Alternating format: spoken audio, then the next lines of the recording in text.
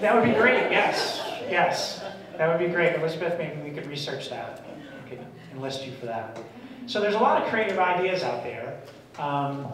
There's a lot of creative ideas out there on how to care for people using technology.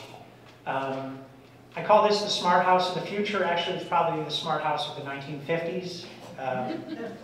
But I think there's a lot of technology that can help us.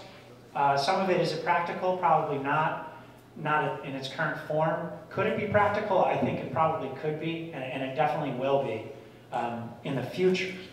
If we look at our next slide, all this talk about technology really brings up some questions about ethics. Some things I wanted you to think about. Some of the principles of ethics that are at play here. Beneficence, which is our drive to do good for others, which most of us have, I think, in us, to varying degrees. Autonomy, which is a principle kind of revolving around governing one's own life and having independence to make your own decisions, live your life independently.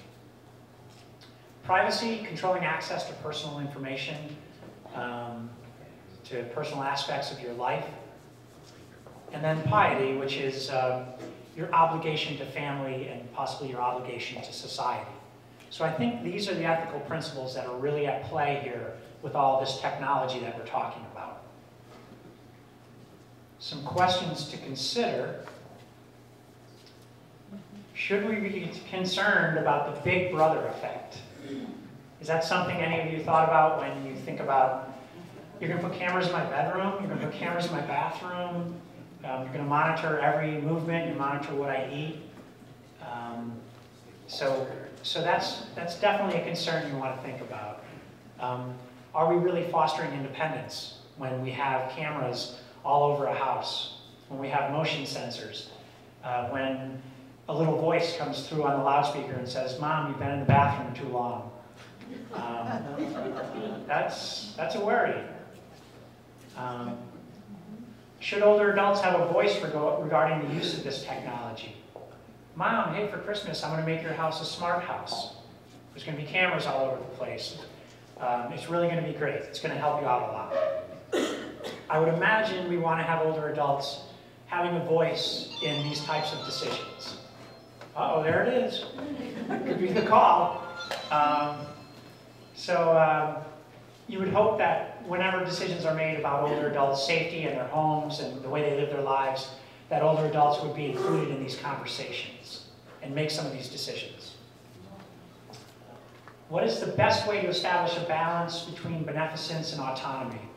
That's kind of the age-old question in ethics. How do we balance doing good for others, but also allow them to live their lives independently? Do I want to put airbags on my dad? I guess maybe that could be the title of my next article. So establishing that balance between beneficence and autonomy is really a difficult challenge for us as caregivers, as people who want to help older adults. A lot of times you'll hear older adults say, "If I fall, but I'm staying in my house. I'm not selling my house. Falling is just a risk I'm willing to take." Well, they're willing to take that risk, but are you willing to take that risk? So, really challenging, I think. Finally, has anyone tried any of these technological devices in their home? Has anyone tried any of these sensors or monitors? I know have you? I have clients that have, especially the ID, so that they can be monitored. These are dementia patients who aren't able to make wise decisions for themselves.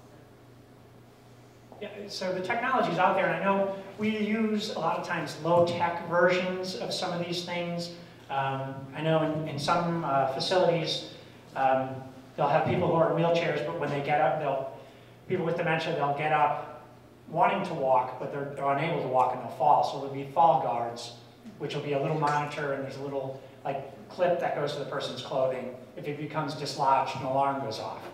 Sort of low tech these days, but you can think of high tech devices that would work in a similar manner. I really like that pillow shaker, and I'm thinking of attaching that to my alarm clock. So I think something like that might work. Yes, in fact. What about the pill that we talked about, the pill dispenser that has the label that looks like when you check yourself out in the grocery store? Is that available, and how do you find out about it? It is. They are available, I'm pretty sure. They're available. But there's always this issue is they take the pills out of the container and they put them down for a minute to go get a drink of water and then they forget them.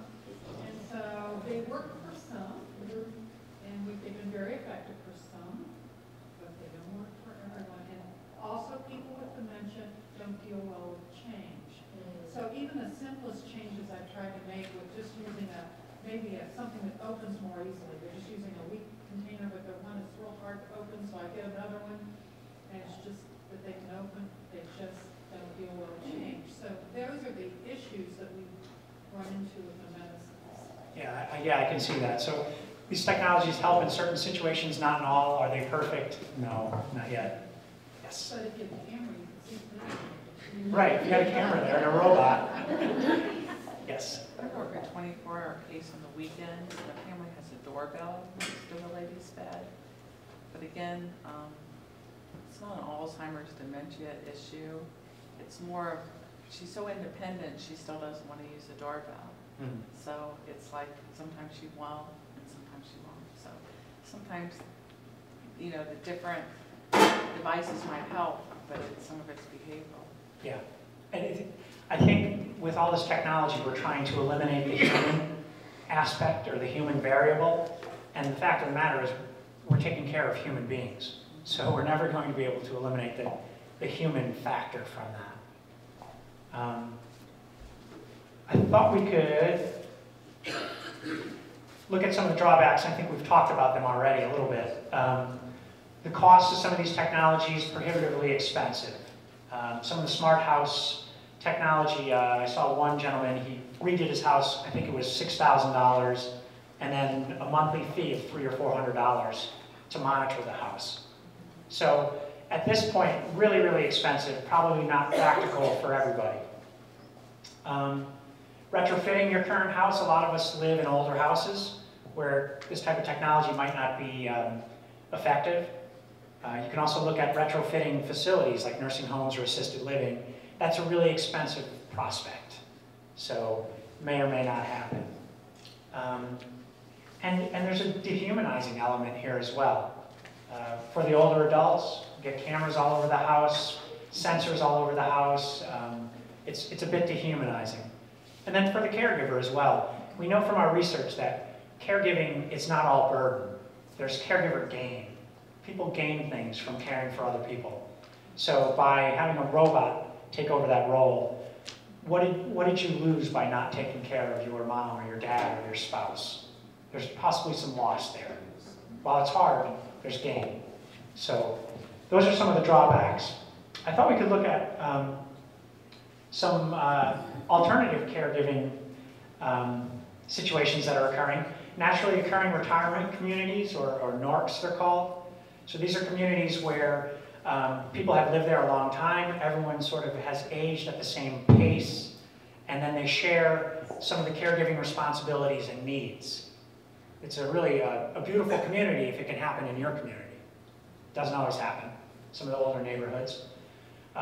Older adult communes, and this was the only picture I could find, so it was the 1960s. For some of you, this could ring a bell, you know, back on the old commune days.